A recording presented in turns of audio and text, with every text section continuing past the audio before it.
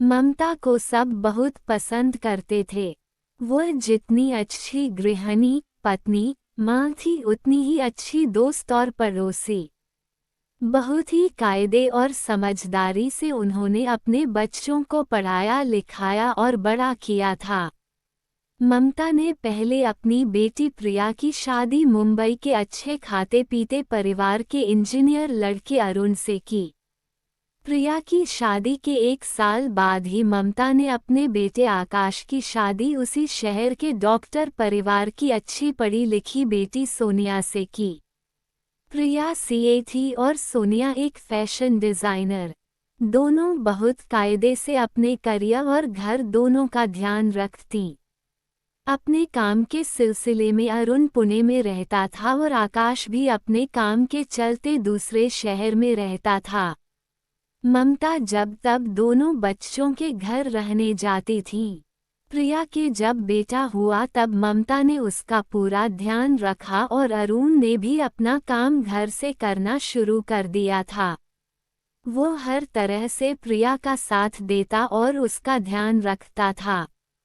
ममता ये देखकर बहुत खुश हुई थी कि उनका दामाद उनकी बेटी का कितना ध्यान रखता है। कुछ महीनों बाद सोनिया ने भी एक बेटी को जन्म दिया।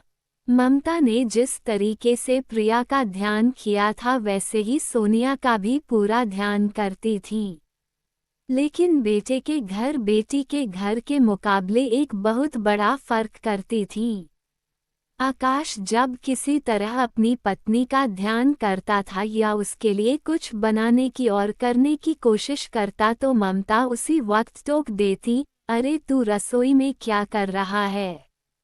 बच्चे के कपड़े क्यों बदल रहा है? या फिर बेचारा आकाश, मेरा बेटा रात को सो भी नहीं पाता बच्चे के रोने की वजह से। यहाँ तक कि 2 दिन की छुट्टी के बाद आकाश के पीछे पड़ गई थी, तेरा घर में क्या काम? मैं संभाल लेती हूँ ना। काम वाली भी तो है ना मदद के लिए। प्रिया के घर में जबकि अपने भाई से ज्यादा पैसा और नौकर चाकर थे। सोनिया को ये भेदभाव बहुत परेशान करता था। वह ममता की इज्जत करती थी और हर बात का ध्यान रखती लेकिन दामाद और बेटे के अच्छे पति होने की उनकी जो अलग परिभाषा थी वह सोनिया को बहुत तकलीफ देती थी। सोनिया के ससुर भी इस भेदभाव को लेकर परेशान थे। वह सोनिया के मन के दुख को अच्छी तरह समझते थे। उन्होंने कई बार सोनिया को प्यार से कहा, मैं अच्छी तरह समझता हूँ बेटा और तुम भी समझती हो कि ममता बुरी नहीं है।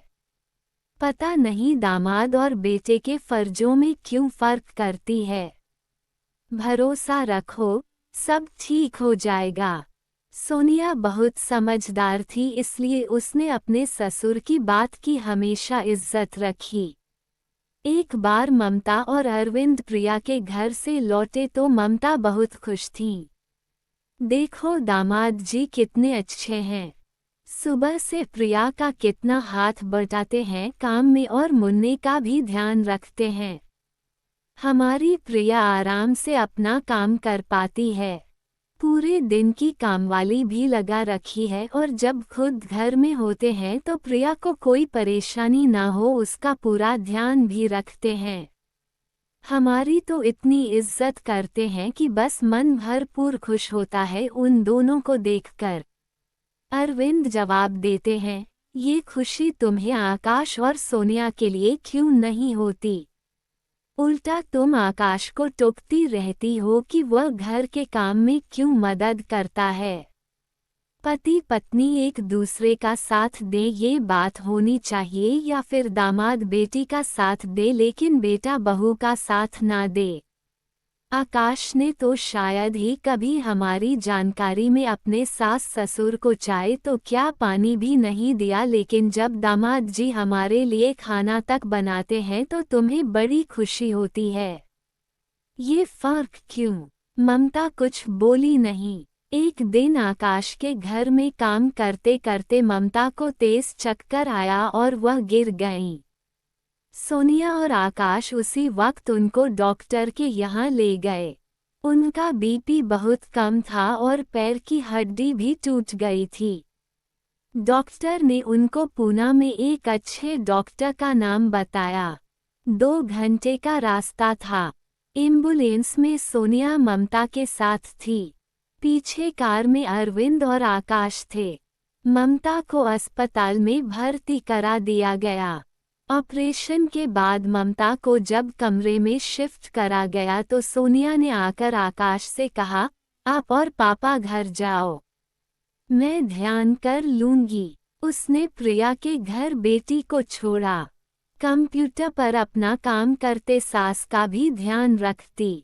उस 10 दिन के टाइम में अरुण एक बार भी नहीं आ पाए जबकि वह उसी शहर में थे। प्रिया भी कम आ पाती थी।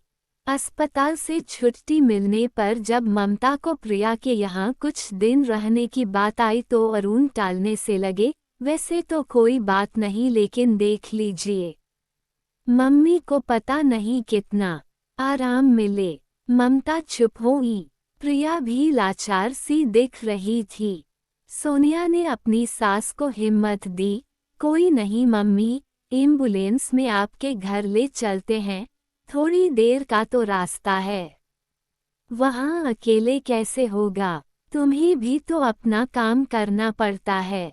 सोनिया ने बताया, मैंने 1 महीने की छुट्टी और ले ली है, आप चिंता ना करें।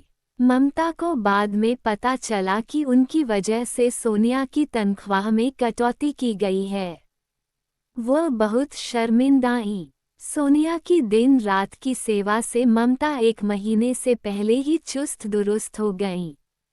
उन्होंने एक दिन सोनिया, आकाश और अरविंद को हॉल में बुलाया। आप सबने मेरा बहुत ध्यान रखा लेकिन सबसे ज्यादा सोनिया ने कोई कसर नहीं छोड़ी। मैं माफ़ी चाहती हूँ सोनिया। मैं हमेशा ये सोचती रही कि दामाद जी बहू से बढ़कर होते हैं। उनको मेरी बेटी का ध्यान रखना चाहिए लेकिन बेटे को बहू का नहीं। अगर दामाद जी से बेटी की खुशी है, बहू से बेटे की। तुम्हें दुखी करके मैंने अपने बेटे को भी दुखी करा। मुझे माफ़ कर दो आप सब। सोनिया ने अपनी सास का हाथ पकड़कर अपने सर पर रखा और आंखों में आंसू की नमी के साथ मुस्कुराए। उस दिन सभी खुश थे कि ममता को बहू और दामाद दोनों की अहमियत पता चली। दोस्तों, कहानी कैसी लगी कमेंट करके ज़रूर बताना। कहानी पसंद आई हो तो वीडियो को लाइक शेयर करें और चैनल को सब्सक्राइब करें।